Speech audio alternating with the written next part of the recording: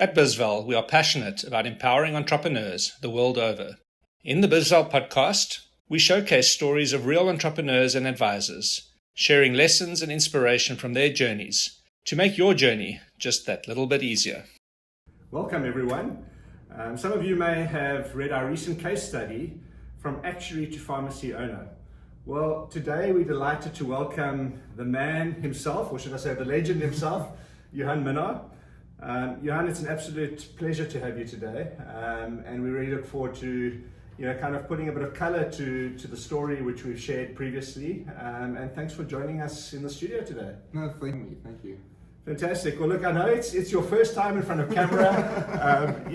They always joke, I'm an accountant and you're an actuary, and then there's that famous joke, and they say, well, what's the difference between an accountant and an actuary? I don't know if you know the joke, and it says, an accountant looks at at your shoes when he talks to you, and an actuary looks at his own shoes. So hopefully that's not true at all, but just a bit of a light-hearted way to get going. So today we're going to be having a bit of a fireside chat with you. Just imagine it's you and me around a good old South African braai, talking a bit about your journey, and I think both the journey to date, and then also the journey forward in terms of where you want to take the business. And I think it's been quite an exciting development because as of recently you're actually able to come out and publicly talk about it. You were previously employed as we spoke about in the case study. So there were some limitations about what you could say and do publicly. But so today we're going to talk a little bit about the journey in terms of how you went from being an actuary into a pharmacy owner entrepreneur. So, Johan, I think maybe let's start at the beginning. Before we even talk about the business and where you're at now, maybe share a little bit about your background, about yourself, and why did you decide to become an actuary in the first place? So, no, thank you once again for the opportunity. So, I grew up in a farming family. Both my dad and my mom's side is farmers. We farm in the southern part of Namibia, the Northern Cape, and always grew up, loved the outdoors, loved the farm. So, but I think from a young age also kind of realized I was good at maths perhaps, and I think it was probably the problem-solving concept that appealed to me. Yeah. And I was very fortunate. I had parents who actually really encouraged us, to read or to learn more and to aspire. And I think I decided to become an actuary, I think at actually a very young age, and looking back at it, I never actually questioned it or why should I, but I think it was probably that the thing that attracted me was kind of, it's the most difficult course there, or that's what we knew back in the countryside. So I think that kind of appeal, and that you will need to work hard, and actually achieve something. So I think that's appealed to me to actually then to follow that route. Yeah. Actually. So it was a love for problem solving. As you say, you came out of a farming community, so you knew all about the power of hard work, so to speak. And it sounds like your parents were also very supportive of having you sort of pursue and follow your dreams, even if that meant being a hard dream. I mean, becoming an actuary is not an easy thing to do. So really, really interesting backstory. So you qualified as an actuary, been working in your mathematical models, working in a big insurance company. At what point did you begin to think about, like, hey, maybe there's something else? Obviously you were good at what you did, you loved your work, but there must have been a little bit of a niggle that said, maybe there's something else that I want to kind of explore. What was that sort of like seed for you? Yeah, I think also that was also like a much longer journey, I think, than only maybe probably a year or two. I think from a fairly young age, I was quite itched by, I think, business, and business principles, and, I almost want to say the fundamentals of how it operated. So I think probably more from a philosophical perspective. So I think always interested, at school there was one or two entrepreneurial ventures as well. So I think always my mind was always open towards that. And I think I embarked in my actuarial studies at Sundays. I just wanted to quit, but I felt like I need to persevere and push through, and complete it. I never felt that I should stop it, but I at the same time knew that this wouldn't be something that I want to pursue as a career over a long amount of time. So I think that was kind of the background. And I think two things that started kind of develop my thinking that eventually led to the pharmacy, which we can come to now, is I think I started to develop a sense of, my generation, we're quite young guys, and I think, tech and AI and fintech, and I think there's all these words, and they can be buzzwords, but also not. I think probably my ignorance a bit, but I felt that a lot of the things that actually really drives the economy is actually really things that are sometimes very boring, and it's actually sometimes things that are quite simplistic actually. So I think that kind of like, and I knew, for our generation that's not always, attractive really. But I knew, like, these are functions in society that continues to, to serve society and actually creates a lot of jobs in our country, and of the world. It's not in South Africa. So I think that was my one thing. And I think another thing, and I think it's probably perhaps particular to South Africa, is that, I think a lot of the older generations who many times own these businesses, and many times they are not big businesses, they are really your small SMEs, or medium type businesses, but a lot of these owners, like my dad or your dad perhaps, they want to retire and they want to move out, but there's not really a younger generation coming into that, because either the young generation is more interested, they want to be a YouTuber or in stuff, and there's absolutely nothing wrong with that. I think it's just, and all the young generation is overseas, so I think that kind of like prickled my mind a bit and made me, I think, almost wanted to be more aware of what is those things in my immediate, or what I actually see, and Yeah, I mean, that's fascinating because, we tend to always look for the next shiny thing, in terms of where's the big opportunity coming from, and often those opportunities are where you look for them ultimately, right? And I love what you talk about, in the States they refer to it as like boring businesses, laundromats and, garden services and, hair salons and those sorts of things. It's things where there's always going to be a need, it's always growing, but it's not necessarily the most sexy, shiny thing that, that youngsters first think of building a career around. And that's where the opportunity lies. So, okay, so you've always had this sort of mindset around, okay, I want to do more than actuary, it's a stepping stone. I maybe also had a bit of that upbringing in a sort of small town where your career choices are fairly limited. Like you think doctor, actuary, accountant, maybe a lawyer. And then when you start working, you realize there's more to the world than that, right? You've had this sort of entrepreneurial flair. But I love the story in terms of how the opportunity to acquire this pharmacy came about. And for our listeners, it's a community-based pharmacy, serving a popular community. It's not one of these sort of like, glossy pharmacies. It's like your underground community pharmacy. Tell us a little bit about how that came about. There's a really cool story behind that. So if you wouldn't mind sharing with our listeners. I think it's a big privilege to actually share and actually to be part of the journey. So we stay in Sea Point area, and about in the last 2-3 years, we've actually developed a good neighborly relationship with one of our neighbors. And this family, they even older than my parents, so they're quite in their 70s. In their 70s, and a while ago, about 2 years ago, I was once again on the outside of my house, and the neighbor approached me and said, listen, come over here quickly. And he knew I was an actuary. I thought he's a retired man, because he's playing a lot of golf. And he told me, listen, I actually have a business, and I want to sell it. Do you, and I know, you work in financials, do you perhaps want to value it, or can you maybe give me an indication of what you think the thing is worth? So I think at that stage, so then it opened up for me. I didn't even know this existed.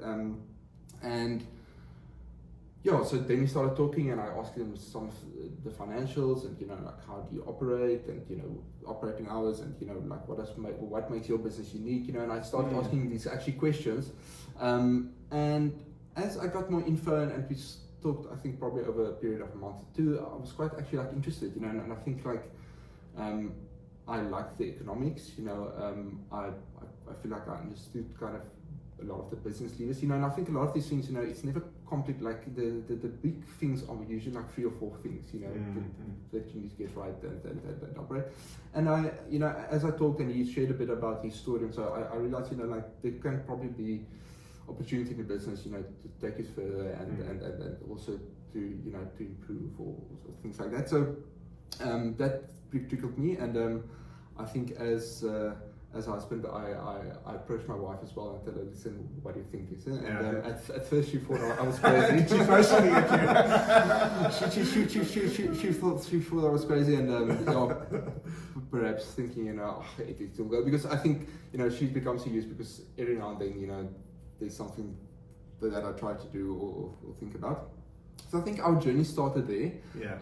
But then it took, I think, probably it was probably still another year until the transaction went through and we actually purchased the pharmacy, because then I had to, I think the big thing was to actually get a responsible pharmacist who can operate. Yeah, well, we're going to dive in. I don't want to interrupt you really. So I think I think that's kind of how it started, but yeah. I mean, you didn't touch on it now, but there was an interesting story when, even prior to this, right? When you met, I hope he doesn't mind us mentioning his name, so I'll let you mention it, but when you actually met him for your neighbor for the first time. So I'm just recapping there. There was a familial relationship. He was your neighbor, but there was a bit of a prelude to that, which is quite a funny story. I don't know if you want to. Yeah, so I assume Cecil won't mind me sharing his name. So, and I think it's also nice to know, it comes from different cultures. So I come from a very Afrikaans culture. He's from a Jewish faith. So, and I think one of the first times I met him, and I would go over to him and have a whiskey or something, we'd chat, and I actually took him biltong and droewors, and I, out of my ignorance, I didn't know those things aren't kosher, so I only found out afterwards that eventually that went to the dog. But he had the grace not to make you feel bad about it. Exactly. That's a cool story. So this was like a neighbor of yours, a chance meeting, a little bit of rapport, an interesting conversation around something which you had maybe been sleeping on for a while, around potentially finding a business opportunity. And there you were, you had this opportunity in front of you, but it wasn't like, hey, just buy the business. He came to you for some advice and the seed started to grow. What then happened next? Can you explain a little bit about the process you went through to actually acquire the business? You're a first-time buyer. You kind of had a sense of what the business was worth. You didn't come from a family with trust funds and that could just write a check to buy the business. And I remember we first met around about that time. I think you came to us for to kind of just bounce some ideas around and that. So how did you think about? Well, firstly, you're like, okay, maybe I can acquire this business. Secondly, how did you think about financing it? How did you move from the seed to, okay, I'm going to go ahead and buy this business? After you had your wife's blessing, of course. That was probably the most important gate you needed to get through. But yeah, what happened after that? Yeah. I think, just to disclose, I didn't come from a pharmaceutical family, so I absolutely knew nothing. So I think let's start with that. So, and that's when I approached you guys at bizval, at the start too. So I think for me, the first step was actually to think, this is the numbers I see. Am I crazy? Does it make sense? Is the kind of valuation that I apply to it, is it the same that you guys will see? So I think that was for me a first step. And then also, obviously, I think I started to talk to you about, where do I go find funding? I don't really have the funding. How do I think about it? How can we structure it? And some ideas. But important thing, I think, in that my first step hurdle was actually to get a pharmacist who can, we call it a responsible pharmacist, who can actually operate this license. So the company owns the license, but then we need a responsible pharmacist to actually to operate it. So I think that also helps my thinking to think, how do we structure, use incentives? And I think incentives is quite very important. If I can jump in there for a second, this is such an important point, because Cecil was a pharmacist himself, right? Yes. And one of the most important things when you're selling a business we talk about is it dependent on the owner? Yeah. Now, because you weren't a pharmacist yourself, you as an acquirer immediately had to think from the get-go is, well, I can't do this. he's stepping out of the business, and you had to find that responsible person who was actually, let's call it the technical expert in the business. So from day one, you had this mindset of like, oh, I can't do everything myself, and I've got to build this process and find the right person. So maybe come back to that just now, because that was one of the first things. Okay. Yeah, and a long statement. I think that there was a lot of back and forth. I think also then, I mean, I started like talking with people in the industry. You know, people connect me and talk to that and so forth. So I think that was obviously important. And I think. You know, I explain it now like in 2 minutes, but you know, like it really is a step back and forth. You feel sometimes you make progress, sometimes not. And then I think the important thing is obviously the funding, right? So, and I reached out to a company, and I mean, there was a few players I initially talked to, but called Linear Capital. Yeah. And they basically give revenue-based financing, so they take a percentage of your revenue each month until the cap is reached. But even with that, you know, there was some legal stuff. So I think, you know, lawyers, you know, they are really worth it, you know, and structuring the deal. So that was the one part, and then the other part, I actually got funding from my father-in-law, and you know, and I always say, if it wasn't for that funding, I probably wouldn't have gotten the other funding, you know, because the other funding was kind of contingent on you kind of having this equity capital, but it was more like a debt agreement I had with so you need to have some skin in the game, yeah. So yes, exactly. You know, I mean, no funder is going to give you difficult at the best of times, but yeah, you were putting skin in the game. You were invested in that. So I'm you know, eternally grateful for my father-in-law actually trusting me to actually spear that. So that was the one part, and then the other part, you know, it was about 20%, 40%, and then another 40% was actually with Cecil directly, the previous owner, you know, telling him, listen, can I have the first payments to you in a year, 2 years time? Yeah. And you know, in hindsight, that's also valuable because, you know, like he, you know, I don't think that he would have walked away because we, you know, our relationship just actually continues to grow, you know, it's actually a beautiful story. But, you know, he always asks me, you know, how's the business doing, you know, and whenever I need advice, you know, I can actually go in because he still has that underlying interest actually there. So that's quite good, yeah, and that's how it's. Yeah, I mean that's fascinating because people think when people buy a business they just, you know, have money in the bank and they go and write out a check, but it's real. You know, you took personal risk.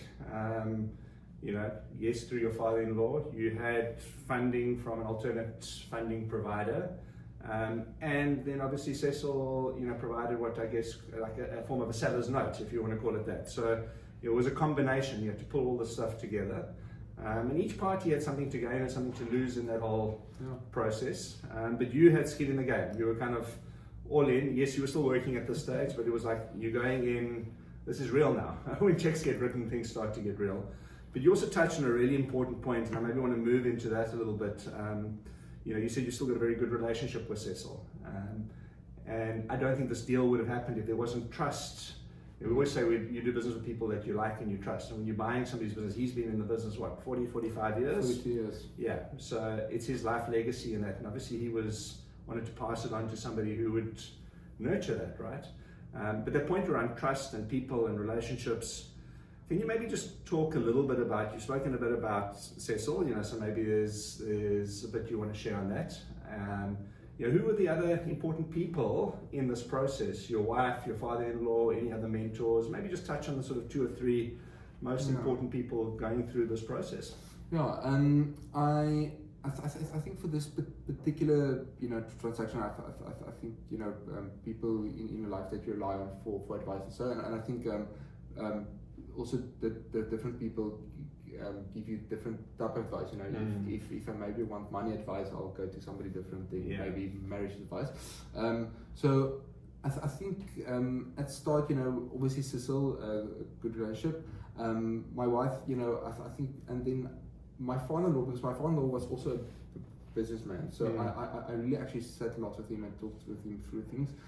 Even my own father, you know, my father's a farmer, but gone through him, and then I think 1 or 2 other like close friends. I think also the deal almost like fell through from my side. There was a stage where I was very uncertain, you know, and I was almost like pressurized into a situation, not by any of the role players I've talked to about that, but you know, that the deal would have gone otherwise. And I was feeling actually very insecure at that point. And we have a standing meet up with friends the first week of January that's been going on for a few years.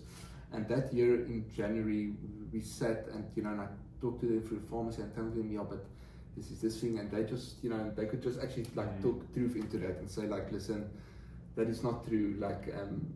Because I was doubting myself a lot and questioning, my intentions and stuff. So, and they could just actually speak truth into that. So, and that, I think that was that close friendships that helped a lot as well. Yeah, I mean, it's so important is having a support structure around you. Becoming a business owner can be quite a lonely space.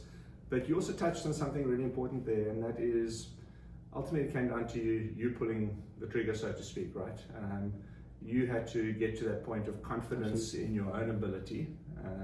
With all these advisors and supporters around, it came down to you. You were the one who were going to sign that check. And I think that's part of being an entrepreneur, which a lot of people don't necessarily understand or appreciate, is that buck sits with you. And you doubt yourself sometimes, even when things are going well, you think, what's going to go wrong? And when things are not going so well, you're thinking how do we turn this around? And that was probably a little bit of a sign of things to come with the business, because it's not a linear path upwards. It's it's a wavy, it's like surfing waves. I think I used that analogy previously. So those people were really important to you. I want to talk, a couple more questions. One is, you've moved into the pharmacy now, and you don't have to talk about your previous employer and what have you, but they were quite supportive in the process as well. I mean, I think that's something I just want to touch on. You'd been quite upfront with your boss and saying, listen, I'm doing this thing on the side, and they understood that was happening. So I think I just want to put that out there. People say moonlight and do all of that sort of thing, but I mean, you exercise great integrity in terms of that process. And you got to a point eventually where you said, hey, I'm going all in on this, where we're at now. So hence us having this conversation. But when you took the business over, what happened? Okay, so you walked in on day one, and you didn't just go in there and strip out all the old fittings and put in a new pharmacy and all of that. Tell us a little bit about what the sort of first 100 days were like. And some of the things you had to go through. I'm wondering if any of our employees is going to listen to this. This by the day about answering my job. But I remember vividly. Actually, I think it was my father-in-law who called me after the first day and asked me how are you? Are you feeling fine? And I told him, that first day I just went into. We took over on a certain date, which wasn't even a month in. There was a specific reason and. I just walked in and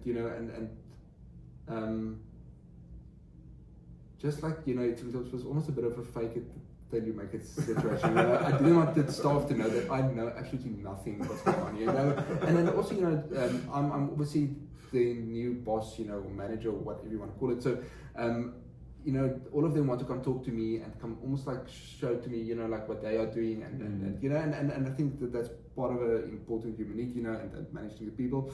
But 90% of the things they were telling me, I had absolutely no idea what it was, or what they needed. They would come to me with a problem, and I would be like, I have no idea what this is. So I think you kind of learn, and then you kind of build your confidence. But I think walking in there, I knew when we're not gonna upturn the tables or change anything immediately, but and everything should just continue, and I think also with the mindset knowing that I'm not a pharmacist.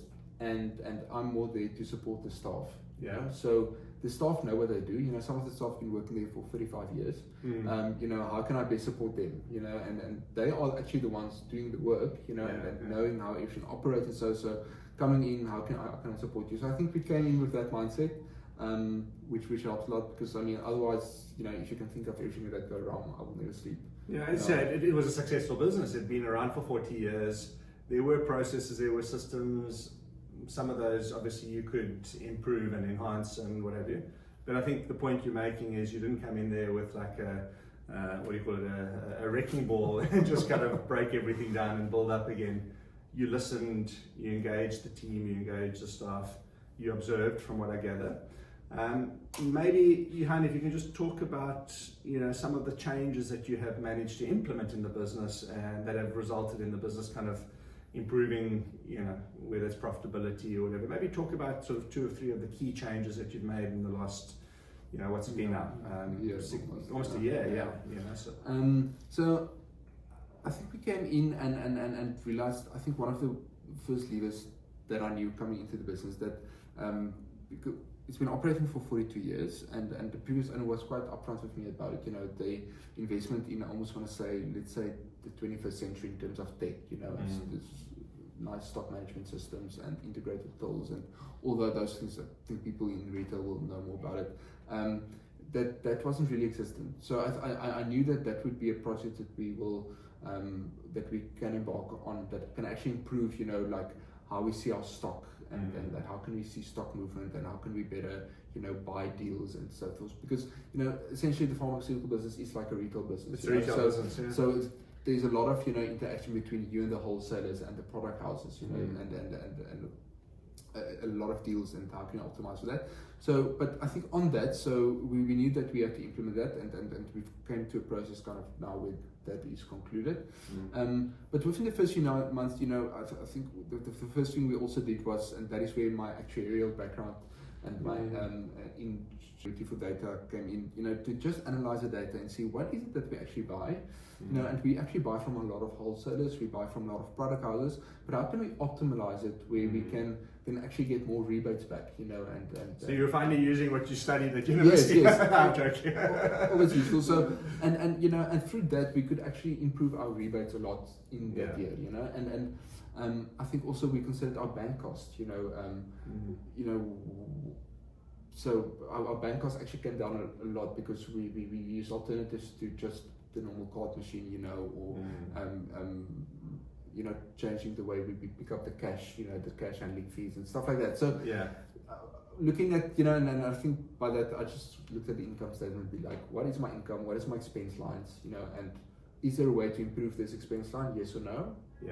I think that's so powerful. When you talk about building a valuable business, we say there's actually really 3 things. Is the business making cash profit? And obviously, how you get from revenue through to profit, there's a whole bunch of leakage that can happen there. So that's the first thing. And you talk to that, is about improving some of those efficiencies, understanding it, analyzing that.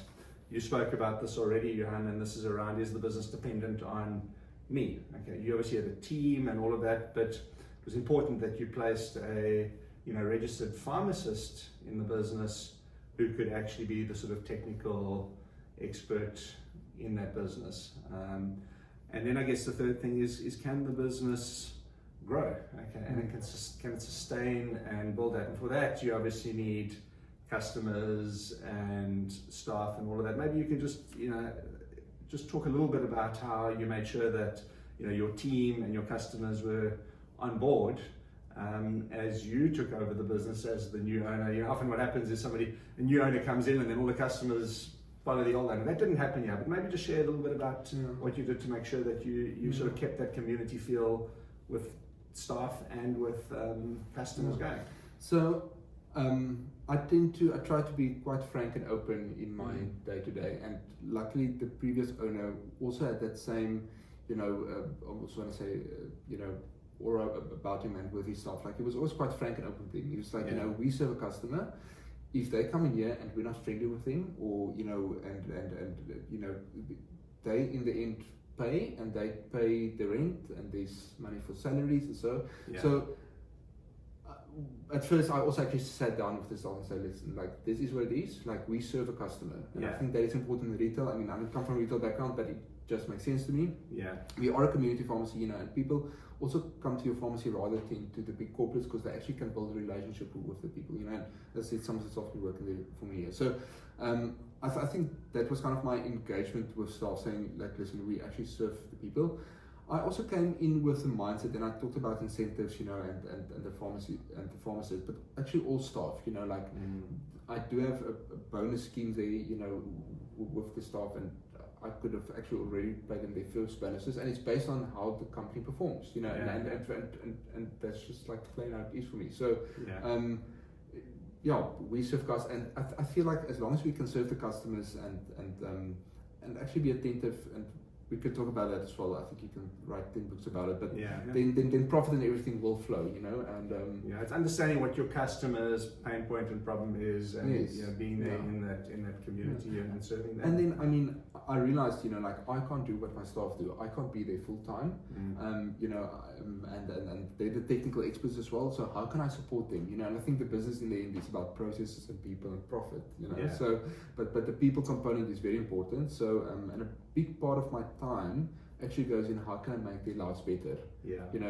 Supporting what they do, or in other ways. I think you get also like involved with your staff's life in a very weird way. I mean, there's very healthy boundaries, but I came to learn that one of my staff is struggling with a legal problem now. And I'm thinking like, how can I actually, what context do I have from a legal perspective to actually help? The genuine care and compassion for them too.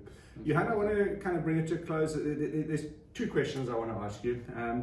The first one we alluded to at the beginning, but you've now kind of decided to go all in, let's call it, into, and I kind of have a sneaking suspicion that this isn't going to be your last foray into business opportunities and what have you, but you've decided to kind of go all in into the pharmacy business now. You've recently kind of resigned your day job, so to speak.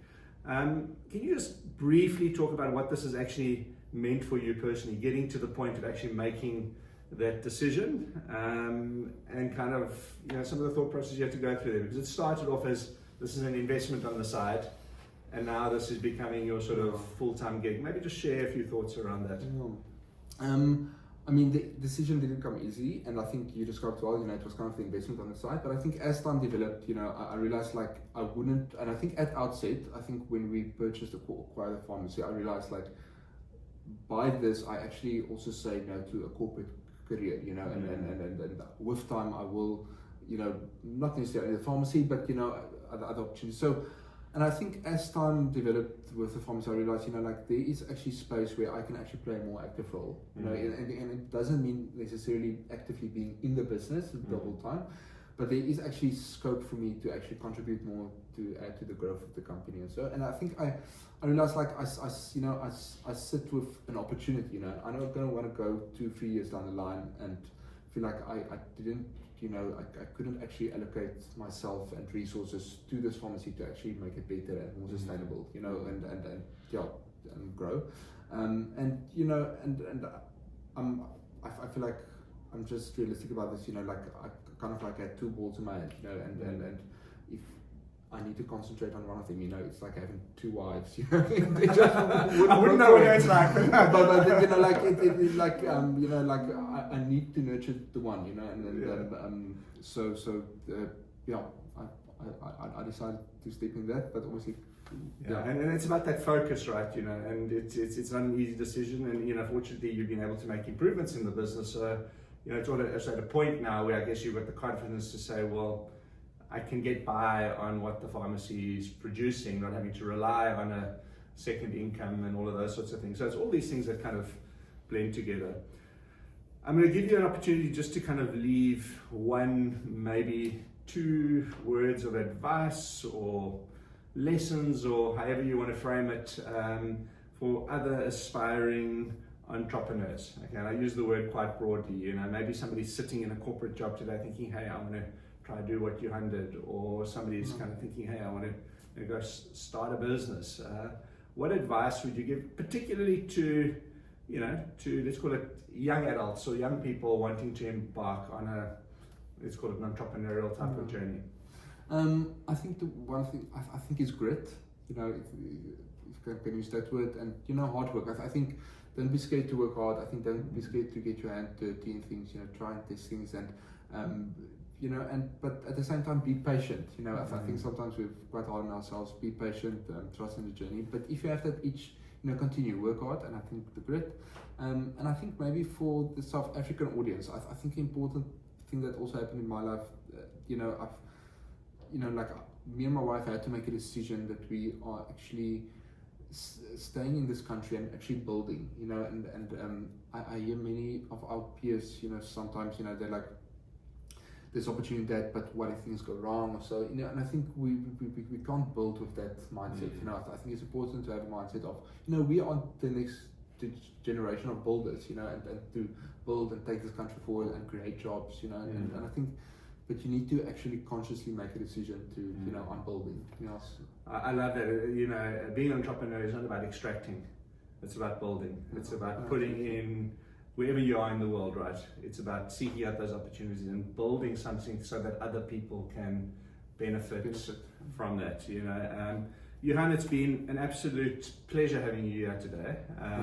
I think, you know, I just love the way you shared your story, you know, so authentically, a genuine passion for what you're doing. And we just love amplifying and sharing those stories. So thank you for joining us today.